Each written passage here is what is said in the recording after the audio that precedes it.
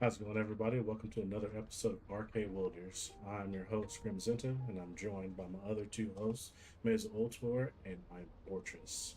Hope everyone's night is going well. I know we missed last week's episode, but that was just taking a little break to get some more information together to make better content for you all. I hate that we were away, but we're back at it again, and we should be back to a weekly status depending on what we have going on in our lives and just day to day stuff. How are you guys doing today? Major Fortress. I am good. Just another fine day. Been ravaged over the last couple of weeks by either the hippo Moodang or the stuff with Diddy. Um, that's basically been everything in the whole world. Um, but no, all jokes aside, outside of that, just working and kicking it. Nice, nice. Fortress, how you been, man? I'm good, brother. I'm living. Oh, I'm been off of work all week, so that's been nice. kind of neat for me. Get a Hey, nice Always little fun. break. Trying to find a little bit more motivation in my life for the gym stuff. Get back to doing what I like to do, and other than that, man, nothing too crazy on my end. Just doing life. Feel you on the motivation, homie. It's a struggle. I'm trying, man. But yeah, no, definitely wanted to get the stream together today to talk about October 10th. If everyone's not tracking, I know you guys probably are. Del Mazer's reminded us a couple of times. That is the release of Ultimate Brain, mm-hmm. and I have been stoked about that for the longest. That is probably why I haven't really touched Freyna at all. Uh, I'm ready to start grinding for her ultimate, man. Yes, sir. According to the post from the persistence updates page and the alerts page on Twitter, which, by the way, they're not affiliated with Nexon. They're just people like us that are just keeping up to date on some of the persistent stuff. I do want to give them some credit. They do usually come through with a lot of information. That's usually where I pull most of my stuff from. Um, they are saying, which I mean, we could have already guessed it, that the grind for Ultimate Freyna will not be as easy as Ultimate Volby. Uh, from what Fortress has said, Ultimate Volby is probably the easiest Ultimate to grind. So, I mean, feel like that's something we kind of already knew if you were in the know. I am That's interested in because how they're nobody going wants Volby. to. You're not wrong. uh, I'll be the first to admit it that I was on the Volby train for a while, and then once I got her unlocked, quickly fell off. She was not what I wanted. Bro, you know what they need to do? I just thought of this. That They need to have some characters that have Pokemon like attacks. I mean, technically they kind of do. Well, like a fire blast, but don't call it fire blast, but like a human shaped fire thing that like you can launch out at people. And yo, have a dude, a male character, wearing sunglasses, be a water user. Brother. Like the Squirtle Squad. Come on now. That would be red. I mean, I'd be down for it. I mean, according to well, in your comment about the characters that do like Pokemon attacks, we got Blair. I mean, he basically has flamethrower. Yeah, yeah, Yeah. Volbeat, Fire Whirlpool. fire spin would be cooler. I mean, not wrong. and I mean, technically, you could say that Volby has Bubble Beam because she does have that ultimate True. attack that does shoot a Right. bubble. And Whirlpool. So, Yeah. traps the Mm-hmm. Yeah. user in water. Yeah. Yep. Yeah. I like that. Yeah, I mean, I think it'd be neat to see them introduce some other styles and other elements. Mm-hmm. Um, Have I'd a like to see motherfucker out another. there throwing leaves at people. Yeah, like if there was somebody that had like some form of like how they do druids in Baldur's Gate, where it's all nature based, doing like plant Oh, growth yeah. type shit, Yeah. and stuff like that. I think would be a really neat addition. Mm-hmm. Um, I think I'd like to see, you know, they're going like super deep into like, and it doesn't really appear to be any kind of secret, but it seems to me that they seem to be showing some kind of very similar like X-Men esque type of things. Yeah. Yeah. So it'd be kind of neat to see something like if there's a character that turns himself to steel, Like or Colossus. Okay. yeah, kind of something like Colossus, or they have a lot of non-attribute characters, so Somebody shoot seeing them, lasers out of his eyes. just seeing them kind of up the ante on like all the other elements. I mean, there's 2 ice users. There's only 1 poison user. You have two. three for fire because you got SMO as well. Oh yeah. Just to see a little bit more up in the ante in that. Maybe, like I said, give me a expanding the male types that they electric type use. character. I mean, and Jake, this would probably tickle your fancy. Somebody that's a darkness user. You know what I mean? Yeah. Like a shadow user type of deal. Hell yeah. Darkness. Yeah, or a wind type, or something like that. So if they're going to really go down the element path in the way that you just said, Jake, with kind of making it Pokemon-esque, yeah, I agree. I think they are doing it, but I think they can do it wider. Yeah, I agree. I think that with the openness of the game and the characters and the way that they really haven't like described what Arche is other than just being an innate ability, like they could go almost in any direction and do whatever they want. So it's really up to their imagination. And I mean, so far with what their imagination has given them, I've been enjoying it. I have high hopes that this game will stick around for a while, so we can only imagine what they decide to come up with later on down the road. So, yeah, no. And I'd like to see more reactors because, like, we have an ice one, but we don't necessarily have a water one. That kind of stuff. Like, because then you can really like centralize down even farther, like your build that you want to do. Yeah. I think the reason they didn't make a water one is because technically bulb is considered a non-attribute. So I think what they'd end up having to do, and I could see it too, is if they decided to like actually give these non-attribute users an attribute. Yeah, well, and that's what we talked about not too long ago. As we were saying that if water was its own attribute, say you were running Volby and then somebody else runs a bunny, now you're combining water and electric, and you're able to double tap. Maybe enhance your attacks and stuff like that. I think it's a really neat idea that would just again, you're bringing your descendant to the next level, and then not only are you customizing to a certain degree, but now it's influencing. Okay, if you have a pretty much like us, like you have a dedicated party that whenever you're playing, they're playing too. This is just further like, oh, all right, dude, like I'm gonna put this mod on because this bounces off of you, and then if you have this one on, it enhances our skill power or whatever.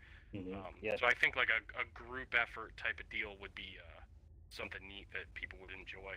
Yeah, I think that'd be a very welcome addition to the game if the modules and stuff that you ran had secondary effects for your party. Yeah, for combo attacks and for combo situations. Team shooting, I like that as well. I mean, but that also like, I feel that that's something that they could come up with down the line because the singular invasion missions where you're running them solo, I think if they ran that for like a few seasons, it would get old, probably next season. So I think that they might need to change it up a little bit. And I know a lot of people have been complaining about, I wouldn't necessarily say complaining, asking for team invasion missions, being able to run through those invasions with the people that you play with on the regular, instead of having to split off and go run them by yourself and then party back up. So I think if they decide to do that, that's definitely something that they can also equate into the factor, as well as the inversion reinforcement, giving you more reason to invest in those extra powers. Say they give you an inversion reinforcement power that allows you to combo with whoever you're teaming with.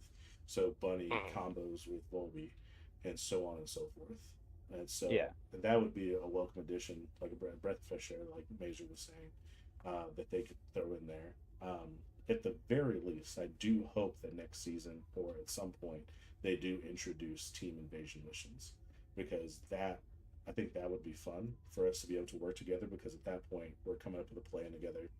I mean, we may not know how to do it right off the rip, but since we get to run it 2 times and maybe they'll up it to 3, it's not just going to be party members. Like, we like, okay, so we know the boss is going to do this. This is going to be over here. You do this. You get this. You get that platform. I'll get this one, and so on. Because I mean, as much as I disliked having to play with the team and Destiny, it was because it was forced upon me and I didn't have a choice. But now, if they keep it open and they allow me to have a choice, just like with their store and me being able to grind for everything versus buying it, I'm more welcome to trying to find people to play with.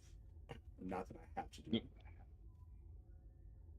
So I'd be okay with that. That'd be pretty cool to throw in there. Which, speaking of things that like we're wanting to see, just so everyone's tracking, everyone knows, First Ascendants will be going on the podcast for IG in Japan and talking about the First Ascendants on September 29th. And nice. if you use the tag hashtag First Ascendants TGS, they may pick one Pole of your dancer. questions. Yeah, what up, pole dancer? What's going on? They may pull one of our questions or one of your questions that you'd like answered by the devs. So I'd hoping that I'm able to catch that and actually watch it. And they have a translator, because I just checked out IG in Japan and none of their stuff is translated. Not that's a problem. I just can't understand you guys. So Nani? yeah, but it'd be pretty cool. So as we're going through the podcast today, I'd like to definitely take a second and jot down some questions that we're wanting answered, and hopefully we'll get them answered. As well from people watching, such as Pole Dancer. I'm not sure if you're playing First Ascendants, which you should be. It's free to play. If you guys have any questions that you'd like to ask devs, shoot them out there. Like when maybe if something you don't like is going to get fixed, auto sprint option, photo mode option. Are these things going to become things later on down the line? I'd love a photo mode option, because those pictures would be everywhere. I'd probably use them as like wallpapers for podcasts on YouTube and stuff, or thumbnails. That's what they call them. It'd be cool to be able to modify the weapons a little bit more. Okay. Instead of just modules. Okay. Like put like a red dot on it or something. Okay. Yeah, how some of them have scopes and things like that. I think some of that would probably be a little bit helpful. Yeah, being able to actually use them. Mm-hmm. You don't have to get into like, Call of Duty Battlefield-esque like levels of modification, but just like having small things like that would be nice. Yeah. I think that I'd also like to be able to, and Major brought this up a while back and I thought on it some more, being able to not crystallize, basically level up your mods. So crystallize the mod itself, making it more powerful. Because I mean, of course they're going to come out with more mods, but it seems like they're coming out with them like in onesie twosies instead of like full blown black batches. Which I mean is okay if you've already set on your mods, but I'm wondering if they're going to hold off on bringing in a whole new batch of mods. That way, everybody who's got adjusted to their mods can actually use them because they work so hard on them, and then mix up everybody's builds and make things better. Because I mean, these bosses are only going to get harder. There's only so much modding. One can help. Yeah, there's only so much modding that we can do to make our descendants and guns as strong as they already are. So, because like I mean, it was a struggle just getting my Enduring Legacy to 1,000,000 DPS. Now, is it still doing work? Yes, but at some point, I'm gonna come across a Colossus, and it's gonna be hitting like my Tamer is. Yep. So, I'd like to see that. That'd be something something nice to see. And something that I actually liked was the other day you were doing a run and you were struggling because of the debuff that was coming from the flame effect on your Enduring Legacy. Mm-hmm. I like stuff like that because although the in particular those invasion missions I still haven't beat any of them. They be giving me that work. I like stuff like that, making the game harder. And in some ways, outside of Invasion, I think that it'd be nice if they introduced some of those types of things to some of the Colossus. Um, just for the sake of, like, we're already through Molten Fortress and on Gluttony, and we don't necessarily like grind as hard as some of these people that are doing, like, 15-second runs on Gluttony. Like, Yeah. so the being able to do little things like that, where you can't just necessarily go in with your all powerful OP meta build and solo them, because, like, let's say you're doing that for Molten Fortress, for example, and there's a deal on there where uh, Ice actually has like a major debuff, and then so all the people that are running the Haley metas now, it's kind of worthless. At least on that particular one. Okay, I can see where that would definitely like add a challenge to it. I kind of like that It idea. would force you to use more weapons, more descendants, be more like tactical in the way that you're choosing to play the game. Okay. Hmm. I like where that's I going, think but it I think just the invasions are good, and I like the idea that they have going with them. I like the idea of debuffs and stuff like that. They've gotten so much easier since they did that debuff, which I'm kind of thankful for as well. But I want to see how they expand on them. You know what I mean? Mhm. Like when I heard the term that they were going to be dungeons, right? yeah. I was like, all right, like what does that mean? Um, with this just being like a real quick time attack, where really the idea is to beat this in under 5 minutes. You know, there That's wasn't not a a whole lot dungeon. of You're supposed to be in there hours. yeah. Dungeon to me was like, okay, here's this whole new area. You know, if it's a survival thing or if it's a time attack thing, I'm thinking this is a, hey, saddle up, boys, get a couple of drinks. We're gonna be I here hear for a that minute, answer. getting this figured out. Mhm. Yeah, Um, like I feel like the waves are closer to a dungeon than the invasion is. yeah, I mean, I think it would be more interesting too if the waves, because they encompass a specific area of the map, and it's always the same area. I mean, if you did the waves on Kingston, I think it would be cool if they picked a random area on Kingston, and then you were just in that area. It wasn't always the same. It's not always going to be, okay, this dude gets the right hallway, this guy gets the hill, this guy stays back by the device. You know what I mean? If it's a random Yeah. area in there, then you're like, oh fuck. Well, now you have to completely rethink your game plan and be like, all right, where's a good spot to sit? Where are they going to spawn from? Okay, once you get to level 12, they start spawning behind you here. So now you have to manage two directions. And so I think if they didn't just limit it to one specific area, I think if they did that a little bit better, I think the waves would improve. And the same thing with the invasion missions. The only thing that really changed about the maps that they did with it was that some of them you're doing a Running mission backwards. you've already done. Yeah, you're doing it backwards. Exactly. Um, I would like to see it a little bit more in depth. Like, instead of, hey, like, can you beat this in 5 minutes? I want to see one where it's like, can you beat this in 30? You know what I mean? Yeah. Like, something that deep, especially when they say the word dungeon. You know what I mean?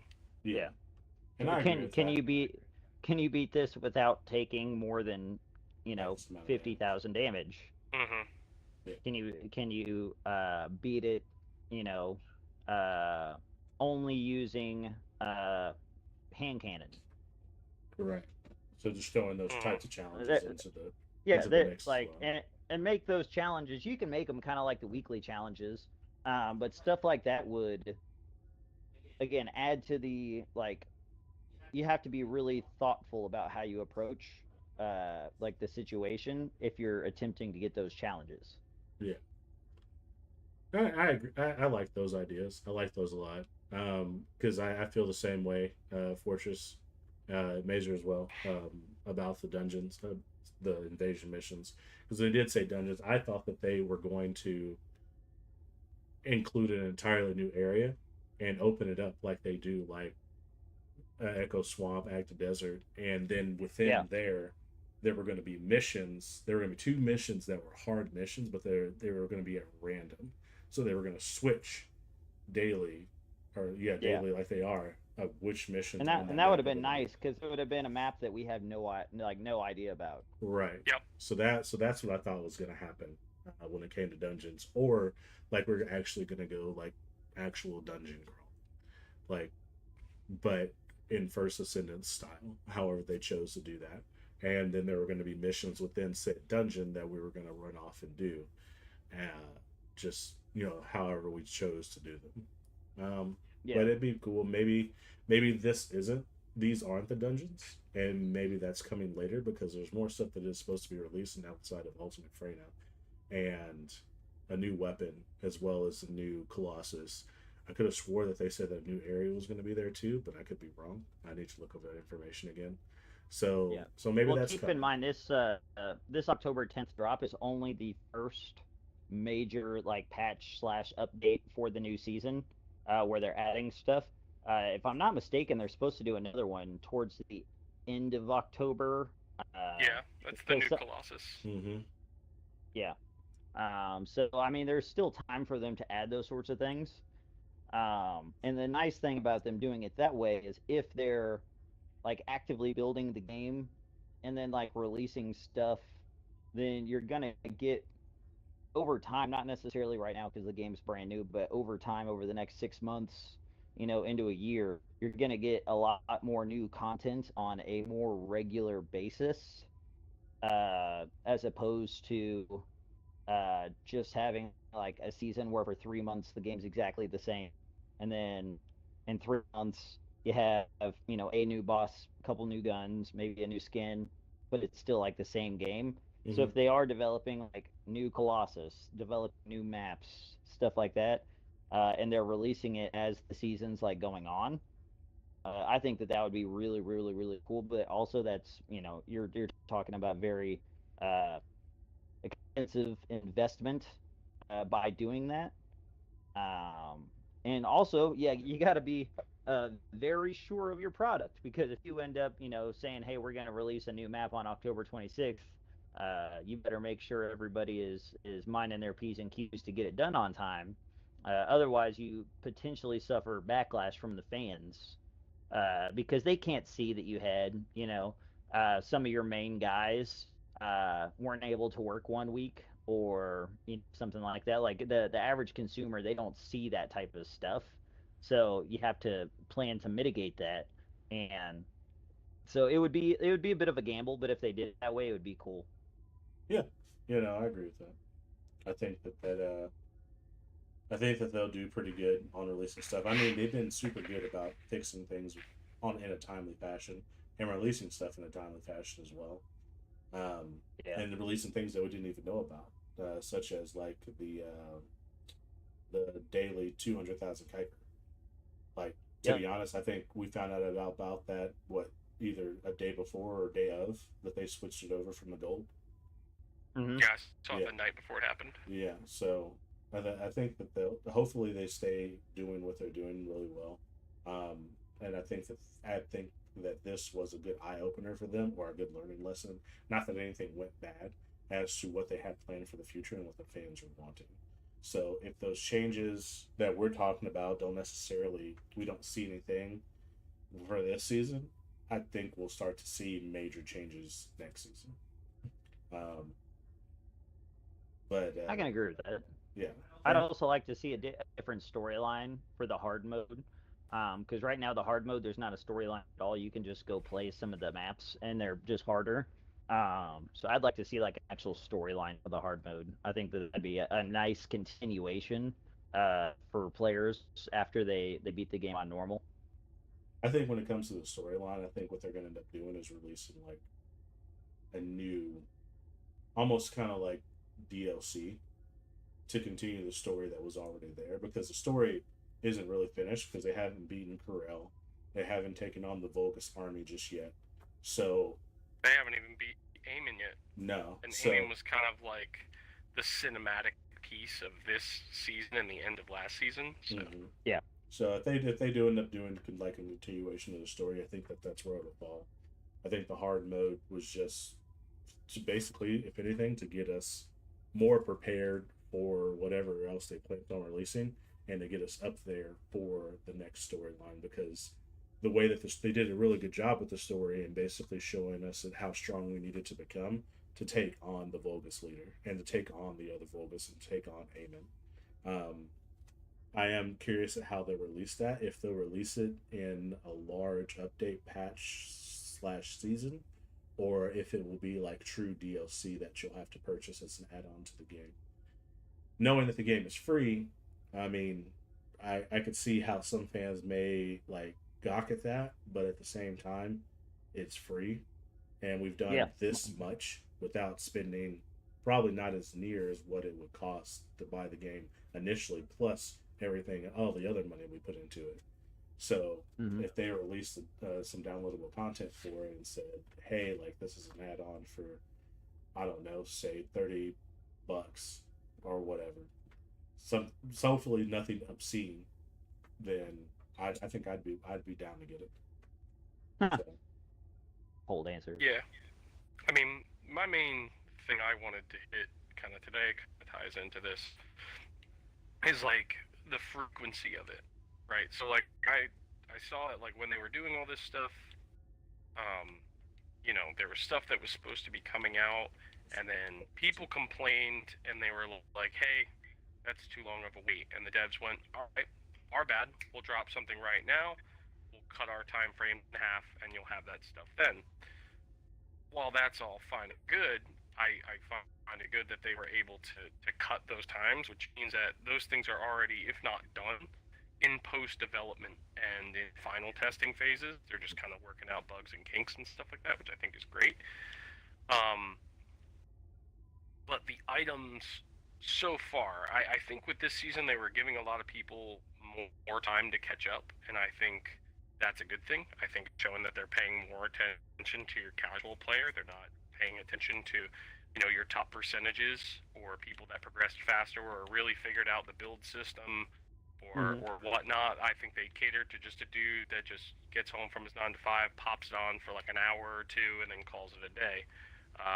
So I'm glad that they did that. But I think to keep in mind of your kind of more mid percentages, and this is kind of me being a little selfish because I think that's where I fall. We do. Yeah. You know, okay, they dropped the invasions, the season came out, that's good. We had time to get through the battle pass already because of the way that the challenges are set up, the battle pass is done. So now, with this season being as long as it is, I have nothing else to work for in there. Once I unlock Haley, I've already beat Gluttony, it's done. Then once I get Ultimate Freyna, okay, that's done. New Colossus comes out, fight that, okay, it's done. I think there needs to probably be a little bit more in there. I think a new area would have been good. Like I said, I think they're giving people time to. There's probably people out there that haven't even beat the story yet. I see brand new players every time I go for a grind. So they're giving a lot of people time to catch up. But I think by the time season 3 hits, I think it has to. I think they need to up the ante a little bit. Probably a new area per season, new Colossus, and a new Ultimate. I'd say 1 or 2, probably 2 or 3 new guns would be something to do, or some kind of variant of them. Just to kind of keep people intrigued, because, you know, if we go into season 2 and there's no new areas, and you get a new gun, you get Ultimate fucking Kyle, and there's a new Colossus, but you have to wait until 3 weeks in to get Ultimate Kyle, and then you're waiting 6 weeks to get the Colossus. People are going to be a little bit underwhelmed if they're still running the same areas.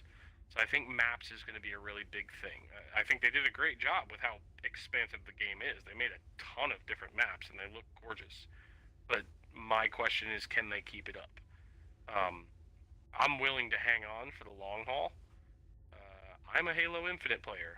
I'm no stranger to staying in for a long time and being disappointed. Ain't that a fact, brother?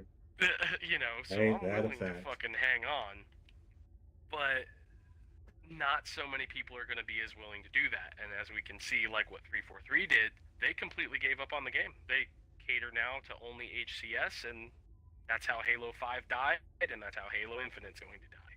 Yeah. They've all but announced it.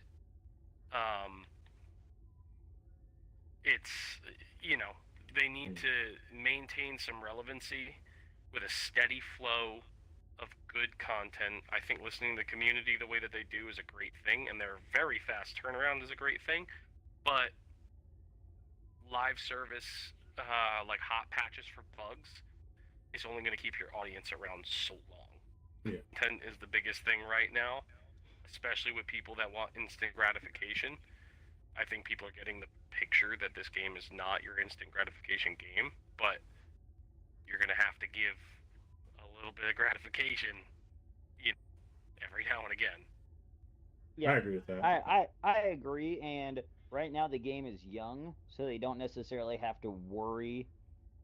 But as the game gets older, as more seasons are coming out, something that they need to keep in mind is if they're not coming out with enough new content to keep the older player generation intrigued, then the older generation could fall off, go on to play other games. And then the question is, are they bringing in enough new players to balance out or offset those players that are leaving the game? Because if they're not, then their player base is going to start dwindling as opposed to expanding, and that's going to be an issue for them, and it's going to be hard to bounce back from.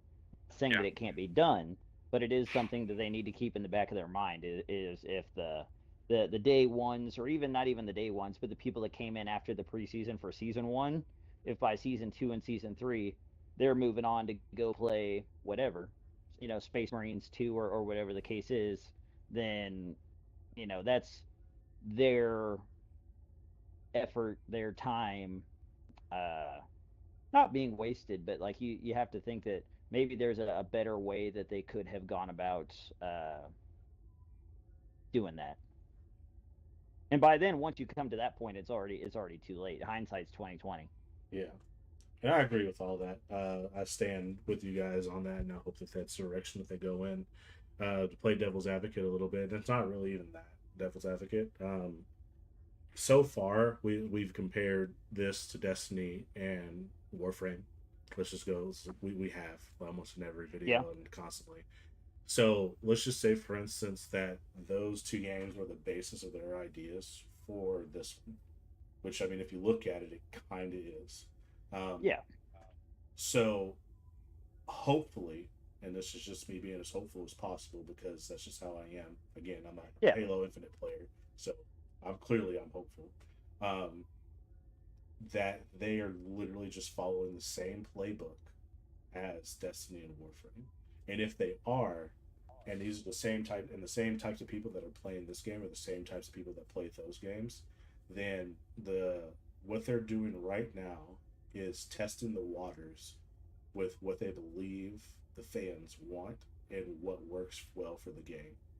And at some point, they will add in a new area with like a larger area, a whole new map with different areas, different missions, different bosses, new colossi, hard mode on there, a whole new story, and a whole new social center outside Valve. That's if they're following the same playbook, because that's what both Warframe and Destiny did.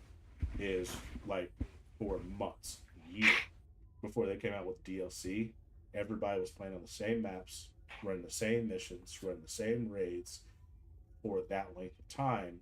Some people kind of was like, okay, I did everything that I possibly could, or I'm happy with where I'm at, and they kind of like trailed off and went off and did other games. And then you had the hardcore people that just stuck around and did nothing but grind constantly and got us everything that they could, literally up until the day that the new DLC launched, and they were just thrusted into the new area. And then that news got out, or it got out well before then, because let's be honest, advertising. Um, Yep. and everybody that was playing that went as far as they could, not necessarily that they left it because they hated it. It's just there was nothing new for them. Now this is new, and now they're back. So that's where that's my prediction for where First Ascendant is going. I'd say that this one season one, season zero, they were introducing the game. Season one, they were testing the waters to see what works and what doesn't, what the fans like, what they don't like. Season two, I think there's going to be an adjustment to what they have here. They're going to add in a whole bunch of new stuff, probably one or two colossi, maybe just one. Let's be honest. Couple new guns, new ultimates, maybe one or two, probably one. Which I mean, for starting out, I'm okay with that. A lot of people probably aren't, but it is what it is. They're just seeing how far that they can stretch out their team, how hard they can press their team, the time frame that they can get this stuff knocked out in, and how the community is going to react. And then by season three, we're probably looking at a new area. We're probably looking at new missions, new colossi, new guns, new descendants, not just ultimates either. Um, that's where I see things going. So I agree, but that's where my head's at. So like a lot of people are probably going to get a little bored playing these. You might see some complaints online on all the social medias about, oh, this is boring. I've done this a bazillion times, yada, yada, yada. That's going to be the norm because I've seen it with Destiny. I saw it with Warframe. I experienced it myself.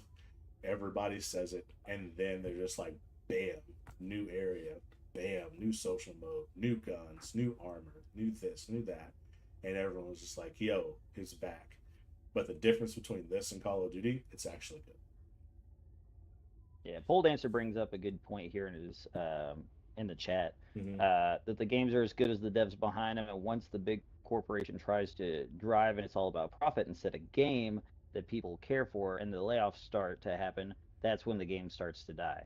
100% So agree. far, the developers have done a really good job, and like Fortress has said multiple times, like you can tell the devs play their own game. Mm-hmm. And so like that's fantastic. And as long as they maintain that and they stay the course, the game has a very like you're saying, like optimistic and hopeful. It has a chance to be something great.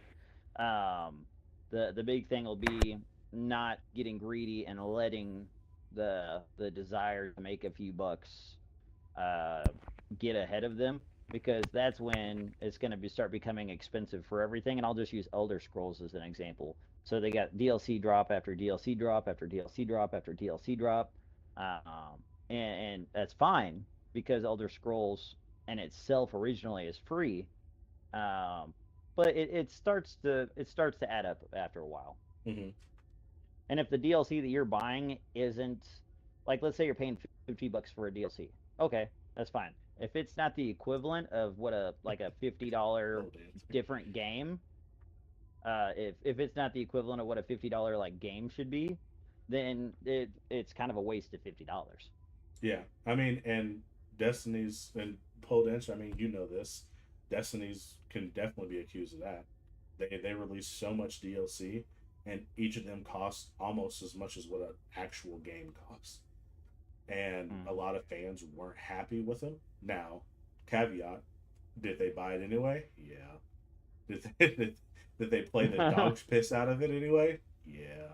It Yeah. happened anyway. So, but I'm not saying that that's what's going to happen for Justice in this, and I'm not saying that that's what they should do. But uh, I do agree with Pole Dancer. Hopefully that they don't. From a my hundred bucks for experience, the latest expansion, Jesus. yeah, no, it's crazy, dude. From my experience with Korean developers, I played 3 games that were made by Korean developers, and they haven't gone that way. They've all been MMOs. So actually, one of them wasn't an MMO. It was Naraka Blade Point. Is a battle royale melee battle royale game, and it's free to play. It's completely optional to buy all the stuff that you want. You can play the game through. You can get a battle pass. You can collect the coins to unlock the characters. It is a slower pace of doing it, but getting the characters gives you different powers. There's no one all powerful character. Now there are mains that people do run, and they do say that like, oh well, they're better than this one. The reason they're better than that one is because that game plays out a lot differently than most battle royales. However good at fighting games you are shows in the Rocket Blade. So you could have just random Joe Smo character go up against whatever the main character is that everyone's using. If they suck at fighting games, they're gonna suck with that character. Does not matter. So I have faith in this studio, and that's probably will for a long time until they prove me otherwise. Um, I do want to circle back to what Paul said earlier. He said a quick note as a Destiny player myself. The game is not for new players anymore. There's so much content from the earlier years that it's no longer in rotation. That makes it difficult to connect with to the story and to the characters and the development of your gardening. And I am 100% understanding of that. I played Destiny 1 all the way through until I couldn't anymore because I didn't have people to do raids with. Then I moved on to Destiny 2 in the hopes that I would be able to. Got as far as I possibly could until it got to whatever raids were available without the DLC. And of course, had to play with people. Um, Dropped Destiny 2, and then at some point, oh, it became free to play. And it was on Xbox Game Pass. And I was like, oh, I'm going to download this. I'm going to see what it's like. And I wanted to run through the story missions that I missed out on before I dropped it, and I couldn't because none of it was there. And so, like at this point, I'm not paying attention to the cutscenes or what. I'm trying to because I actually enjoyed the story of Destiny, but I couldn't really grasp that same connection I had in the beginning. So that's a very valid point. But yeah, other than modding weapons, leveling up mods, what other questions do you guys are wanting to ask the devs that we can submit? You guys got Um, any ideas, any suggestions? Pole Dancer, what about you? I think I would just like to know how they feel about their own schedule. Do they feel like the things that they have behind the scenes are coming together in as well a fashion as the community is hoping for? Do they believe that they're meeting the community expectations behind the scenes? Gotcha. Hold up on that. Pole Dancer. So the question was is, just basically I'm asking the guys and you and whoever else is listening. Are there any questions that we'd like to ask the devs? Because on the 29th of September, they'll be doing a sit-in with IGN Japan, and the devs will be there, and they're allowing us to submit questions via the hashtag the First Ascendants TGS, and we'll be able to have an opportunity for one or multiple of our questions to be answered during said interview. I'm going to try to catch it. Hopefully I do. If not, then I'll be able to find it somewhere. But so, like, is there anything that you'd like to ask?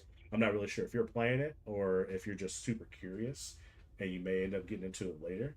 But yeah.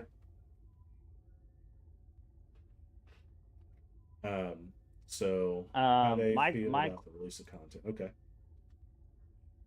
reschedule content. Go ahead. Something that I would ask them Mm-hmm. is, and this would only be if they were even willing to answer the question, is what do they expect the lifespan of this game to be? Do they plan on making a sequel, or is it just going to be expounding on just the original game content with DLC? Okay. Okay. I can see Because that. you got Yeah. Destiny 2, Destiny 3, like they have sequels to the game. So like, is that something that they're planning on doing, or are they just gonna expand the one game? When Halo Infinite dropped, they said that it was going to be the Halo game for the next 10 years. Do they have any kind of mind towards some sort of date like that, or are they just kind of going with the flow and seeing how long it lasts? So I guess what are their expectations for the What's their life expectation for this game, and are they going to continue with the First Descendant brand beyond the First Descendant initial like game? Okay, okay, I like that. Let's see. This is a good question. I was wondering if there are there any plans to buff or nerf any characters? Yeah.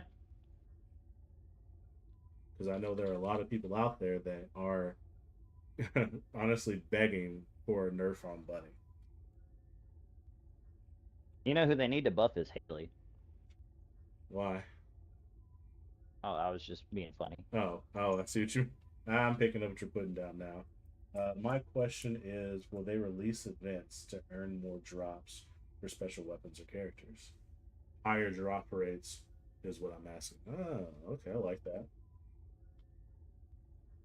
That's actually a cool concept if they had events for like specific skins, stuff like that. Kind of like Halo has like the Tenrai, for example.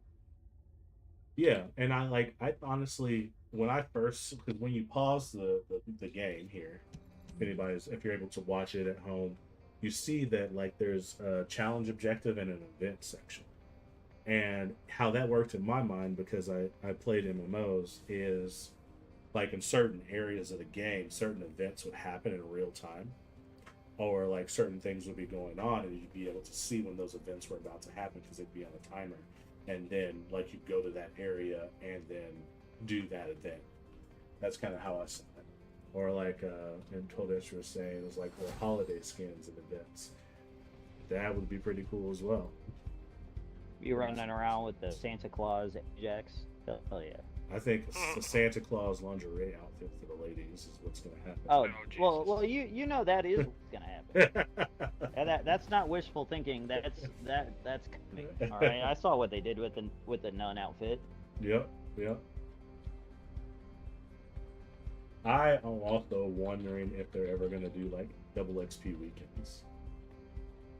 That'd be cool. Because that's something that I posted about a while back. Was like, I know that like player count and everything is happening, and for the longest time, like gold and Kuiper grinds were a real thing until they came out with $1 million of gold a day or 2 million a day, and then 2 million, basically 2 million for running invasion missions, and then getting 200,000 Kuiper every day. Became a thing, but before then, I was definitely wondering if they were going to be like double XP boost weekends, Kuiper XP boost weekends, double XP weapon boost weekends. I thought that was going to be a thing as well. It'd be pretty cool if they still did it. Strip clubs in the game? Yeah, that'd be wild.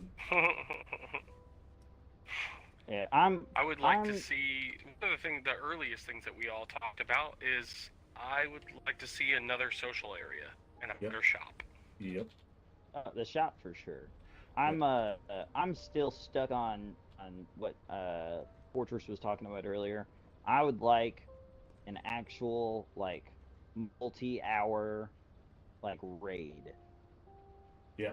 Like have a weekend where there's a map that's not a game necessarily as like the average like normal story playthrough, and have it like for that weekend, like everybody's kind of almost what Helldivers did.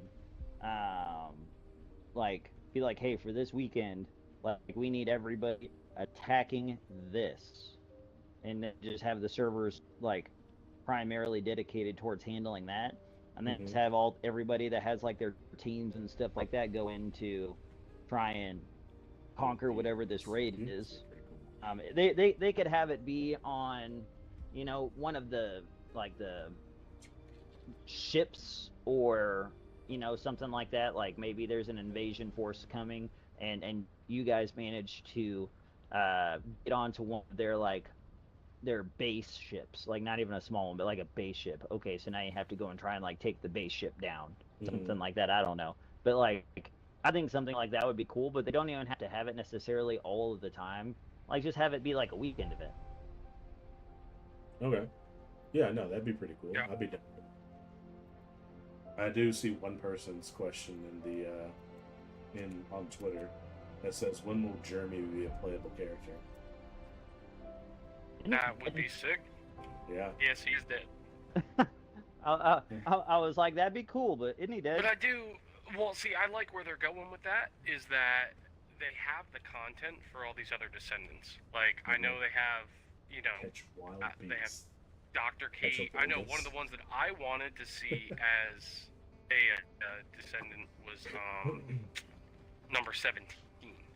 I like his character. I like, you know, the voice actor that did him. I like everything about his character, and I think he would be a really neat one to see as a descendant in there. And you know, he's the perfect candidate to be another stealth user because that's what he promotes himself as during the storyline. You know, there's just a couple other people that are in there that have already been sprinkled into the story that are Arche users. You know what I mean? Yeah. One of the big focal points of the end of the game was Alpha getting his Arche back. You know, Yeah. so Alpha gets his Arche back, and now he's an available descendant. I think would be a really dope idea. Yeah, Okay. that'd be rad. And something we do have coming up is Freyna's backstory. So the same way we had bunnies, there's going to be mission sets for Freyna, so that we can get her backstories. So I know that's coming up, and it's going to be cool. I'm sure they're already planning on doing this for the other characters as well, but allowing people to go run missions in order to get the backstory for Ajax and Haley and everybody else as well. Yeah, I would like more cutscenes for whenever they do these stories as well. 'Cause I think that like the cutscenes that they do already, they're pretty awesome. So like I already know they have the capabilities of doing it, and I know they're probably saving money by not doing it. But Yeah, it's just like it'd be pretty cool.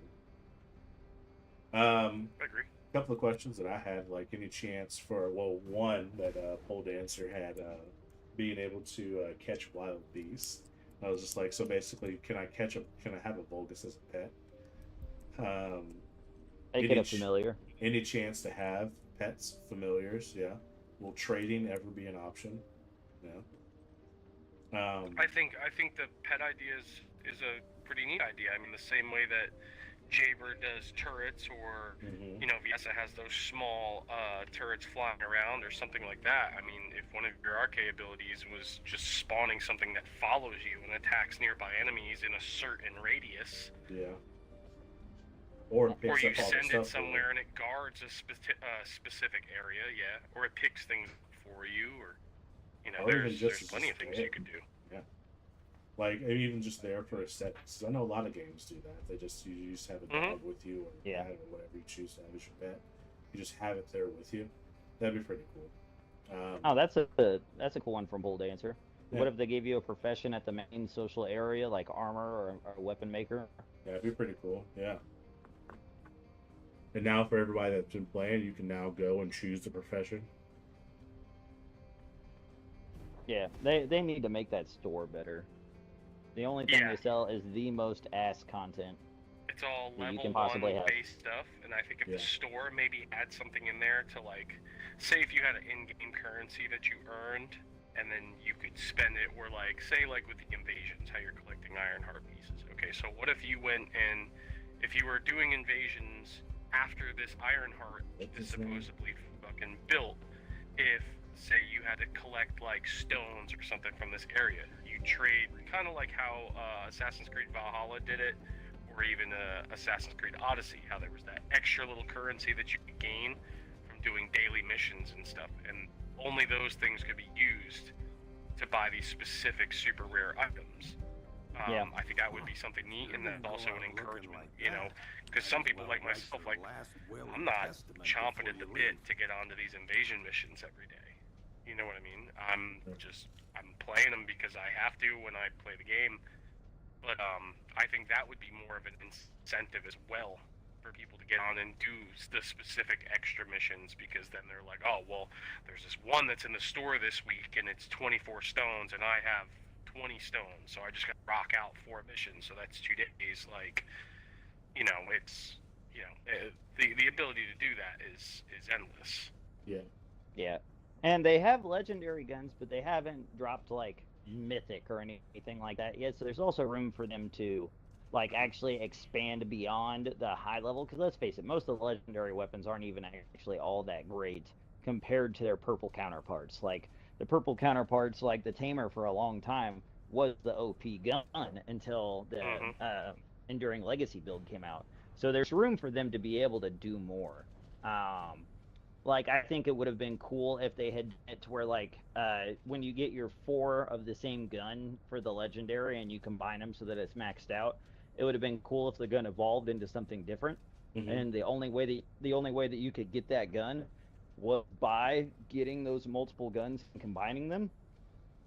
I thought that would have been cool. So something like that.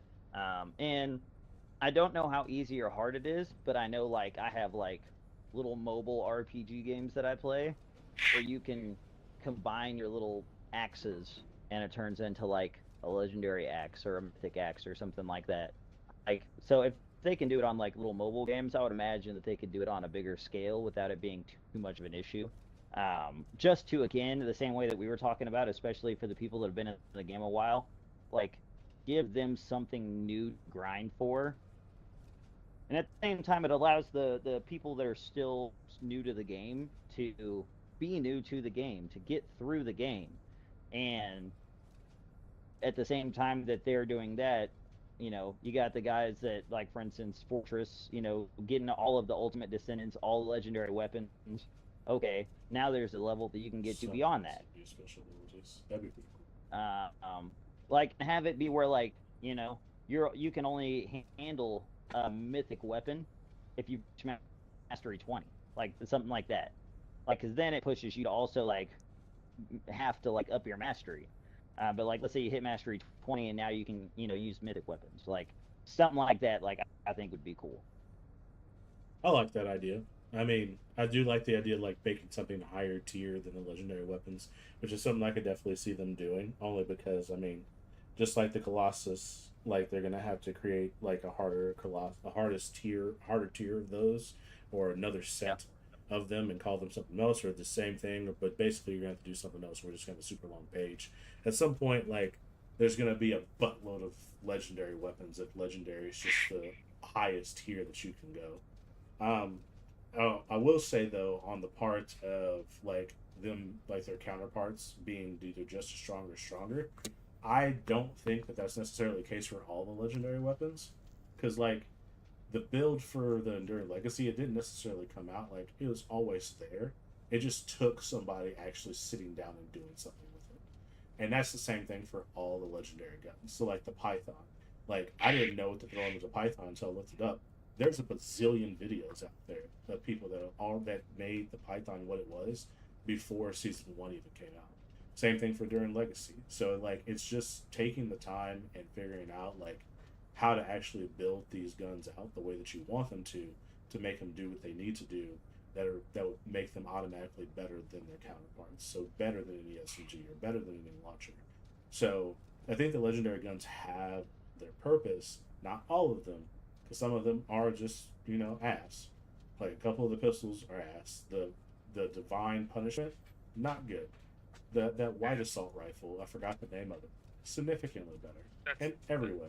no, Divine Punishment is the white one. You're thinking of Fallen Hope, which is the poison one. No, not the legendary assault rifle. I'm talking about just the purple white assault rifle.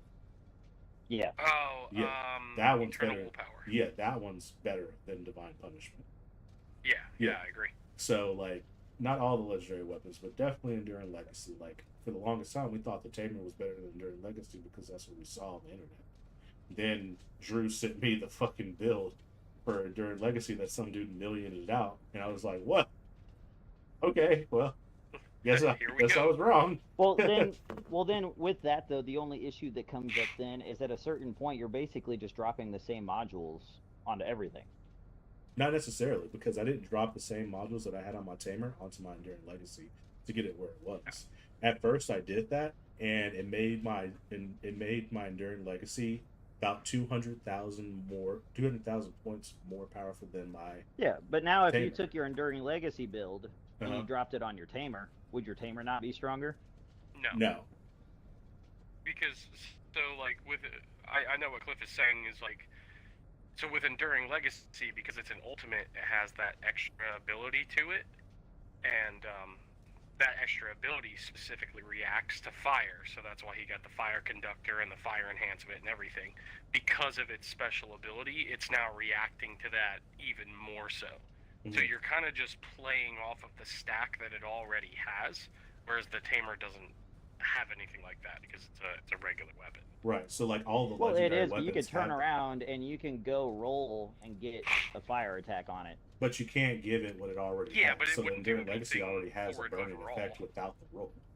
Like without, so if Okay. you took all those abilities off all those rerolls off the Enduring Legacy and say that it didn't have any, it still has its innate ability to burn.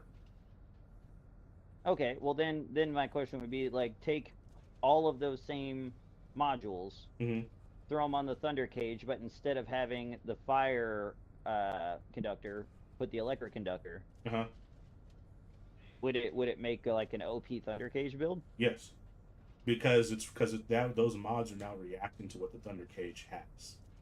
Well, yeah, but I'm saying the only thing you change is one mod. Otherwise, all those mods would be the same. Right. So I would like to see a little bit more variance as far as like that goes. So, but at that point, that means we need more variance to the mods, not necessarily the Yeah, guns. yeah. Okay, gotcha. No, gotcha. I agree. But like Okay. so for example, like the sniper rifles or the rocket launchers, like have some like badass fucking mod that is for exploding rounds. So you'd only be able to use it on the launchers, or have Which they already mod, have that because there's only specific mods for yeah. launchers. Yeah. So I see what you're getting. Or like for But, for sniper rifles, like if you're shooting over a certain distance, like it like doubles your crit damage or something like that. I know that doesn't really make sense because it would be a farther shot, so it should do less damage.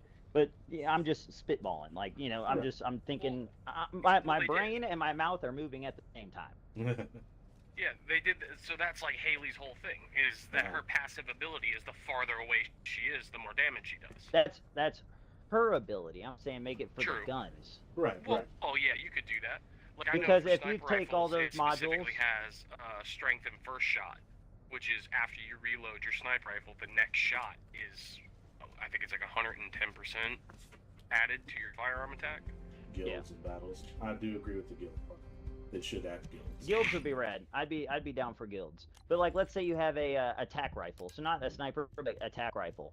If you were to do, and that's green rounds, mind you, not the white rounds. If you turned around and you took your build off of Enduring Legacy and you mimicked it with the green modules, the green round modules, and slapped it on there, there's not going to be a lot of difference between the like you're not going to really be able to do much to that green build to make it stronger, like specific for its ammo type.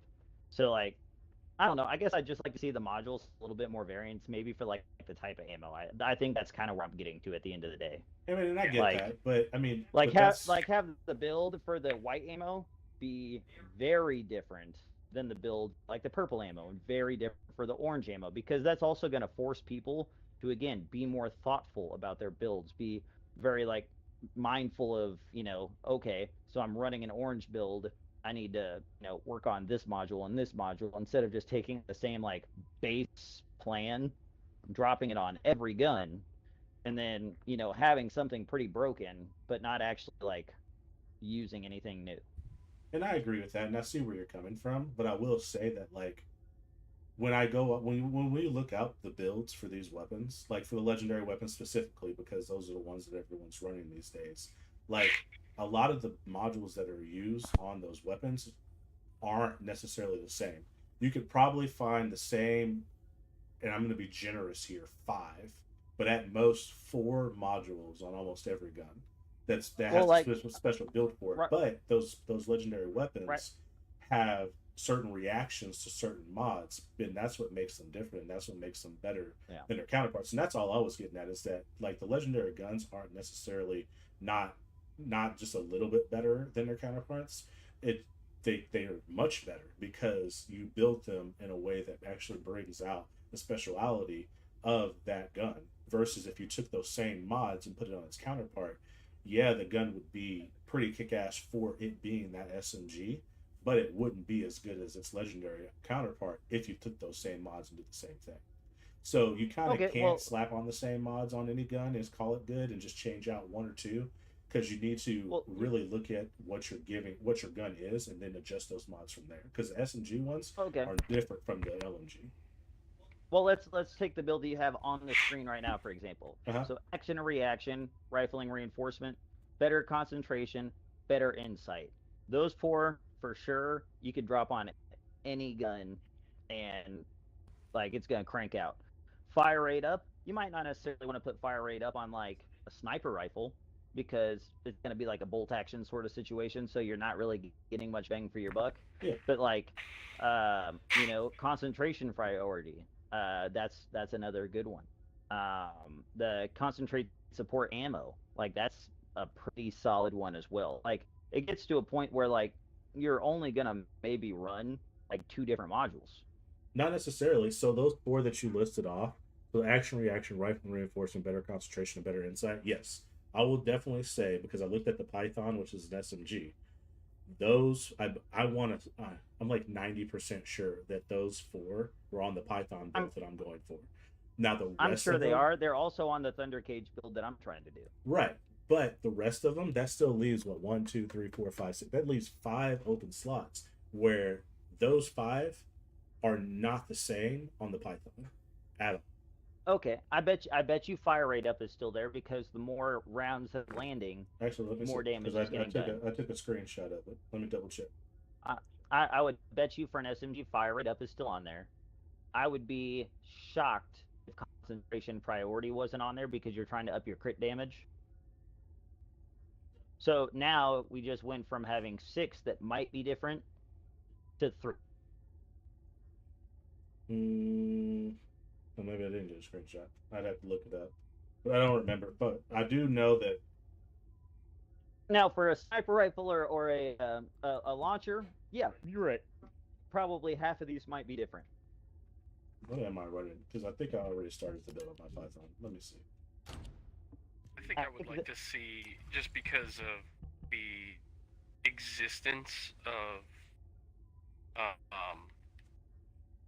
ultimate weapons, I would like to see transcendent modules for the weapons as well. Yeah. Specifically for weapons, yes. I'd like to see the that's legendary... an extra grind that you could do, but then say, because you're finding specific transcendent modules for your descendants, and there's 4 different ones that you can play with, and they do different things. You don't do 4 for them all, but alright, so say you did 1 for each one of the weapons, specific transcendent module for it. I think that would be a huge build up to it, because then, okay, now I got the transcendent module for Enduring Legacy, and now not only does it inflict burn and I do more damage when something's burned, but now I don't know if the rounds explode and cause burn damage to the surrounding enemies. Yeah, I don't know. Yeah, or like maybe the burn that's inflicted on the enemy is left on the ground, and anything that touches it also takes burn damage, like something like that. You know what I mean? Yeah. I agree. I understand it makes weapons, like the Thunder Cage, the Thunder Explosion, then it does AoE damage, and it leaves them electrocuted. They kind of covered all the bases with that one, but say it changes it, okay? Maybe it doesn't explode and hit everything within that radius, but maybe it, for a certain chance, it arcs off of one and hits another in the same way that Bunny got rid of the radius and now it's just the arcing. Maybe it hits the one and now it doesn't hit as many enemies. It only hits one, but it does significably more damage. Yeah, or it has like a paralyzing effect. Alter the same ability. Way that what's that gun that has the stun effect? Albion Cavalry gun.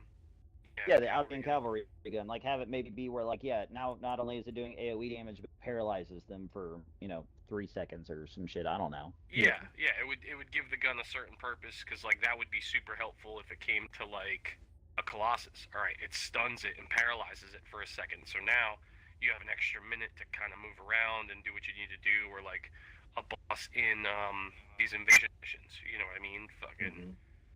These, especially this poison one on Kingston that just keeps beating my ass with this poison. Okay, now he's stopped in his tracks. I can navigate around him and do what I need to do.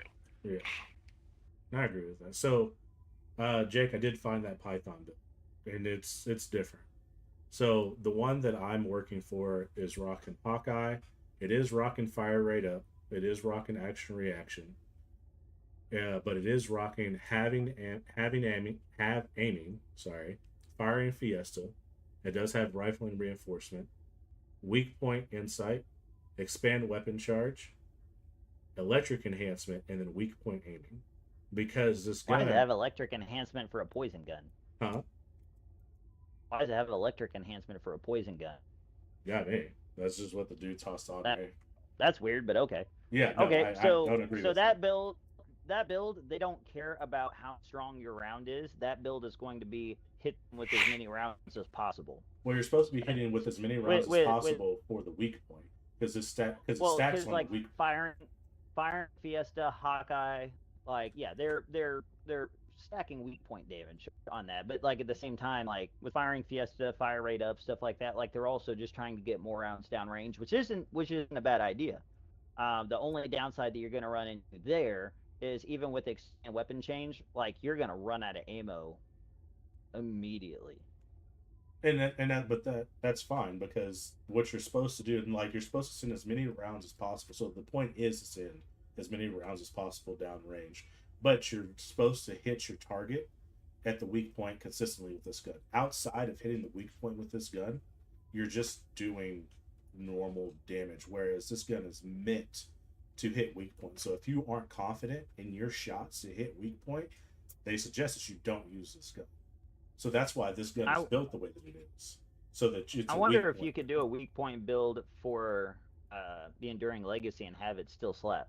I mean, you could, but the reason why they're doing a weak point build for this is because its special ability is to stack on weak point. Okay, that's fair. Yeah, so that's what I that's still think it's weird that it's doing electric instead of yeah. poison. This That's this, kind of a this weird. guy is just weird. I don't know.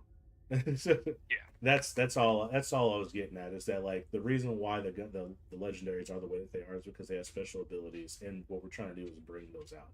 Whereas our counterparts, the purples and blues, don't. So at that point, we're just trying to do whatever we possibly fucking can with whatever gun we got. Yeah, I agree with Pole Dancer, and this is something I've said in a previous episode. I'd like a melee class. Melee class would be dope. I'd be okay with that. I mean, we're kind of close to it with Sharon, since she's the only one that really like uses an actual sword as an ability. Does she use a sword or is it a lightning whip? I thought it was a sword that just extended. It might be. I have no idea. I I don't could know. be wrong. I could be 100%. But I like today's chat. I liked all the questions that we got. Pole Dancer, I appreciate you dropping in. This was a good episode. The one thing I do like to do at the end of I every agree. episode, Pole Dancer, I'm not sure if this is your first time here. Same for everyone else, but if you are, just if you're a normal viewer as well, so you know what's coming, just to check in to see where everybody is at on their builds, their characters, their guns. Second time, awesome. Well, I appreciate you coming back, man. I just want to see Hell yeah. what goals everybody says. Have they achieved their goals? What's the next step for you? What are you wanting out of the game now until the update comes? So where you're at, just to kind of give you guys an idea, I'll go first. So for me, currently, I achieved my goal of getting my ultimate bunny where I want her. I'll probably experiment some more with her, but at the moment, she is got exactly what I wanted her to be, the grind machine that she is. When I set out to go grind for materials, to grind missions because I have to complete them for daily challenges, whatever. I go to her because I can use her to get it done as quickly as possible. I got my ultimate Viesa a lot better based off of the build that I did for Buddy, so that's pretty nice. I have a lot more ultimate weapons unlocked, so I'll be leveling those up to my mastery. Finally hit mastery 20. I thought I was on Drew's Fortress of Seals, but the 20 is rough, and he has already hit 21. So there's that. My next goal is to get my ultimate weapon to God Killer status. I will say, I told Mazer this, I think it was like 2 days ago or yesterday. Outside of using him as a God Killer, Lipic's kind of boring to play with. in my opinion. I know that may rub some people the wrong way, but kind of is. What would I say? It's like I have no goals at the moment. I've only played for a few months. I need to do more research to see who I want to get an ultimate version of. It's That's fair. definitely agree with that. Fair. That's very fair. Um, for me, it was a no brainer. I got Ultimate VS because she was my first one. I think was it Fortress got Ultimate Ajax. Same. No, I Ultimate got Ajax was my Ultimate Levick first. Yeah, first. the Ultimate Levick first. Okay, so Yeah. Mazer did his first as well. Yep, because I had Ajax for my first character, so it seemed Yeah. only fitting. Right. Well, I got Lepix. I had 3 of Lepix pieces by chance. Mm-hmm. I was gonna go for Ultimate Ajax first, but I was like, I'm so close already. I might as well just do it. Mm-hmm. And then once I had done that, and I think I already had 2 pieces for Ajax. I didn't have all the raw materials. I just kind of set out, and I think it took me around a week to pick them Careful up. with the one-shot bosses. That would be Haley.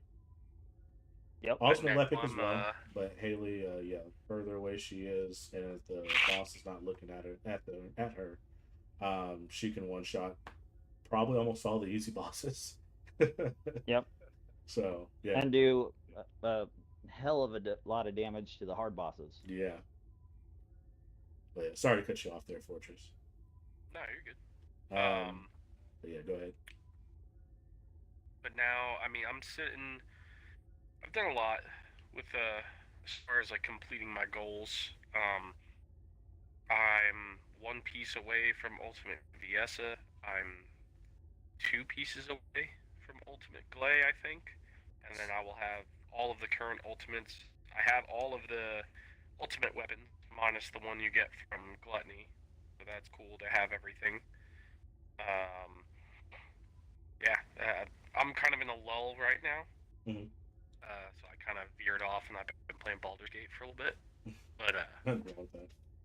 yeah, nah, other than that, like I am where I am, and that's why my questions came up. It's like I said, I was being a little bit selfish. Was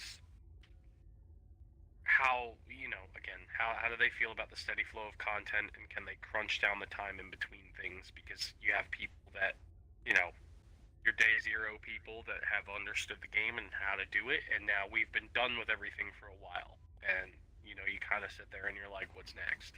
Mm-hmm.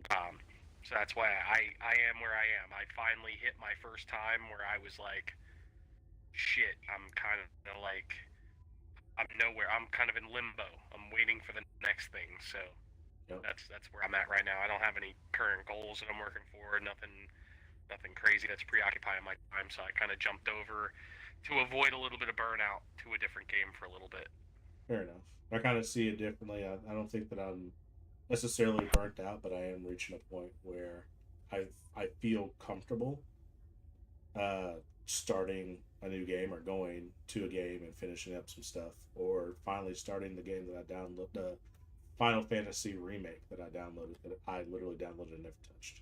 So I feel like I'm at a point to where I can do that, all the way up until October 10th rolls around. So once I get Lepic level back up again, that's probably what I'm going to be doing. What about you, Mazer? For me, Pokemon for I can Pokemon. I can crystallize my bunny a couple more times, my ultimate bunny. So I got ultimate bunny pretty close to where I want her. I am slowly kind of working on getting my Enduring Legacy maxed out. I need to farm for some pieces so I can actually build more of the guns and start stacking them on top of each other to build that up a bit. Um, Ironically, even though I haven't been playing the invasion missions, I do still want to get Haley. So at some point, I'm gonna have to suck it up and start winning those. Be better, you know what I mean? Definitely seems like a skill issue. Um, Outside of that, I think that stuff could easily carry me to the 10th. Um, and then yeah, then the new stuff drops. I definitely want to get Ultimate Frano when she comes out, so that's gonna be my primary grind when the new content drops on the 10th. Nice. Yeah, man. Cold Dancer said, "Burnout is real. You guys can start playing Yu-Gi-Oh! Master Duel. Got some friendly matches. Get some friendly matches going." Ah, yeah, I haven't played Yu-Gi-Oh! Since the GX era, so I think I'm good. I've seen a lot of the cards, and I think I'm all right, man. I'll stick with Pokemon. Got a lot going on there. Yeah, fun But fact, Fortress doesn't know this. I waxed old Grimzenta over here in Pokemon the other night. oh, he wants to talk about the build battle. Oh, Ooh. yeah. He darn near drugged me by the hair of my scalp over to the couch, and we did a little three-way tournament build battle where you don't know what cards you're gonna get in your deck, and I just lucked out, and I had one card in particular that was kind of broken, and ended up sweeping everybody.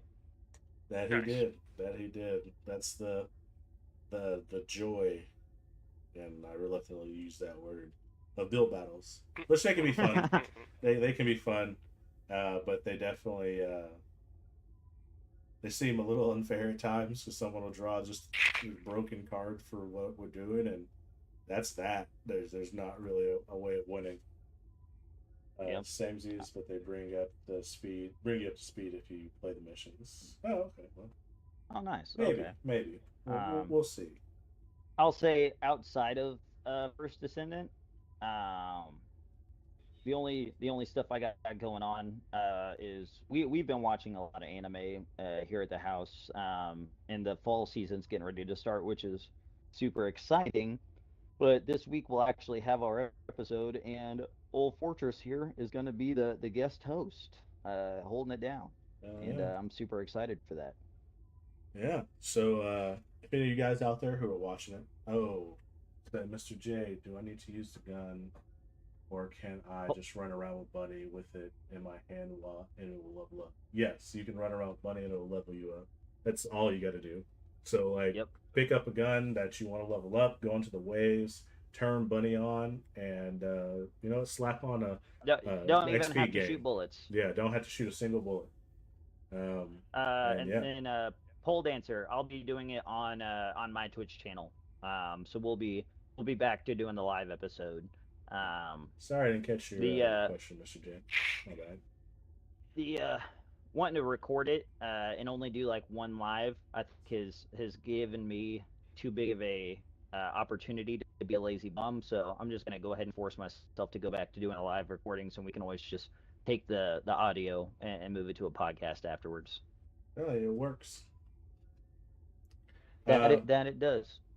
But yeah, no, everybody who's watching us now, if you're big anime fans and you're wanting to hear more of us and hear us talk about anime and the new shows that are dropping, what we've been watching, our hottest takes that we can possibly give, and are down for a couple of And we little totally believe tournaments.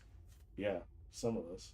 Um, check out Maison Ultor's stream on Wednesdays. We do a podcast slash live showing called Any Day Anime, where he is the host. We are his guest hosts as well. Um, Uh, and excuse you, uh, Grim Zinta and I are co-hosts. ah, He keeps trying to dodge that, and I'm not gonna let him. All right, we are co-hosts. None of this is guest host nonsense. Even though this next week we will have a guest host with us in the form of I Am Fortress. yes. So he is the host. Yeah, I'm that the nice co-host. try. Fortress will be our guest host next week, even though he's normally there, but he plans on watching a buttload of anime, and so he has a lot to fill us in on. So definitely tune in tomorrow for that. And we'll be talking about the things that we have watched as well. So it should be a pretty good episode. We'll have a lot to talk about. It may run a little long just because it's been so long, and we have probably a good chunk of things to discuss. So yeah, Yes. again, I appreciate you guys being here. If you want to check me out when I stream First Ascendants normally, check me out on Mondays on my channel, Fridays on the Eternals channel, which the Eternals is a gaming organization that me and Mazer are both part of as content creators. Yeah, give Mazer a follow, give Fortress a follow, give the Eternals a follow. I will see you guys next week. If you're wanting to check the episode out again or show your friends, this episode should be posted on Podbean, Apple Podcasts, Amazon Music, and iHeartRadio tomorrow. You guys have a good night. We'll see you out there, Descendants. Deuces.